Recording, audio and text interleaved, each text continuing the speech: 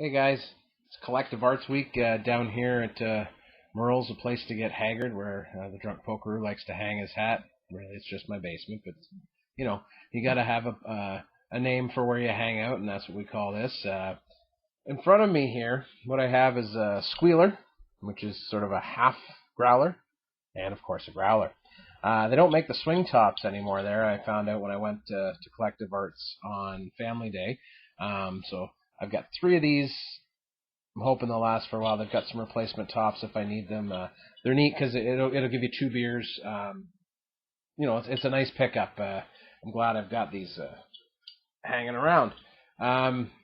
Inside of this growler is one of my favorite beers from Collective Arts, Ransack the Universe. It's a 6.8% ABV, 86 IBUs, so it's a bitter, American style IPA. I love my growlers. I've got a growler from 4 or 5 different breweries now, and as I get out and visit more, I'm picking up more growlers because there's nothing like fresh beer, especially when it comes to IPAs. The fresher the IPA, the better, the juicier, the more in your face it's going to be. I highly recommend if you can get out and visit breweries, do it. Get a growler. Get a growler your favorite beer. It doesn't have to be the big IPAs. It can just be like a lager or an ale, or we talked about the Stash the other video there, and it's just a regular ale. It's a nice beer. There's nothing wrong with that either. But for me, IPAs fresh, or Belgian Tripel like I got from Cameron's, which I love. I gotta get a refill of that soon. But so let's talk about Collective Arts. These guys are out of this world.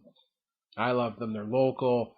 They're part of my community. It's nice to see somebody trying to build something in Hamilton. It's certainly, a great place to live and to raise kids. And just, this just makes my life simpler because it's about 15 minutes away from my house and I can pick up beer whenever I need to. So let's get into it now.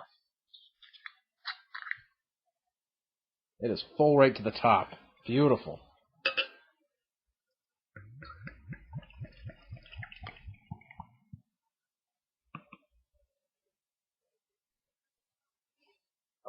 Oh, look at that. God.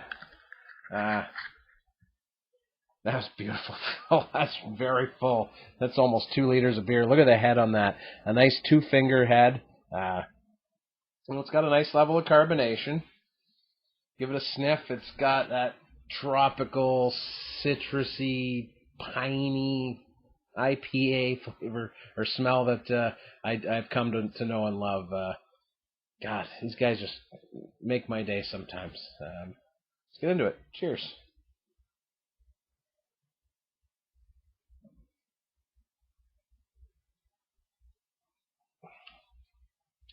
Booyah. Oh, yeah. You know what? Sometimes you look forward to a beer. And then you're like, oh, yeah, great, it's all right. I love this beer. I love Ransack the Universe.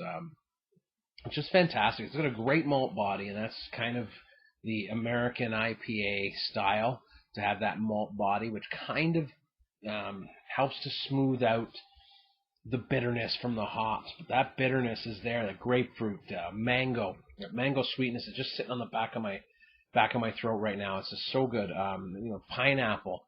There's a piney, resiny kind of flavor to it, but with the malt body and an American IPA, it really takes away that punch at the end.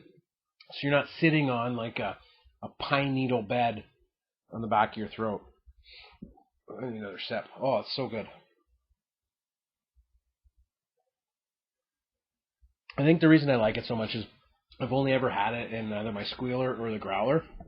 And it's just so good fresh. Again, I think like Stash, I haven't seen it at the LCBO, so I think you can get it at some select grocery stores, which is great. And of course, at the brewery, this is what you need. You need a growler of Ransack the Universe to make your life complete. This is not an entry-level craft beer. This would be difficult for somebody who was coming from, say, a Coors Light or that kind of a beer, like a macro lager. This would not be a good introductory beer because it's big. It's bold. It's got a lot of flavor. I mean, it's just a fantastic beer. But it's not something that somebody who was new to craft beer would really get into. It would turn them off. I wouldn't really recommend it for that. If you've moved along your journey a bit, and you've started to sort of veer into a little bit hoppier beers, give this a try. If it's really tough on you to drink, don't give up on it. Go back to it again, and that's what I've done. I mean, when I first started drinking craft beer, I was drinking Brava Lights, so I had no flavor. This I couldn't handle it. It just my tongue was just on fire with pine needles, I used to call it. But now I look forward to this for 2 days, just wanting to get into it. It's just so darn freaking tasty. I get enthusiastic about this stuff. It's winter time. I usually get down when we're in the middle of February. And I think a lot of people do, and most people, we're right in the dregs of winter now. We've had some snow. It's been cold and just garbage weather. We're just waiting for a hint of spring. But I find that this year, for the first time in a lot of years, and I want to give a lot of credit to the craft breweries, is I'm excited because I'm getting a lot of good beers. They're helping me carry through. They got great flavors. There's so much to look forward to that I'm trying not to let it get me down. That we're just sitting in the middle of crap right now, and weather-wise. Being Canadian means you if you don't like the weather, wait 10 minutes, it'll change. That's the kind of thing we go through. But I know spring's around the corner. I know it's coming, and having a beer like this certainly makes the winter a little bit more tolerable. It's not something that you're going to pound. It's definitely a beer you sip, but I could take this to a party and just enjoy that all night long. Share it out. Again, with growlers, guys, remember, they say 7 days. My recommendation is always 4 or 5 tops. Once you crack it, give it a day or two. Don't let it sit too long, because you cracked it open. You don't want to let that flavor go. But wow, it's so good. Anyways, guys, thanks a lot for tuning in once again. Follow along on the Instagram. I'll leave the link down below in the comments there. Beer reviews every single day. Cheers.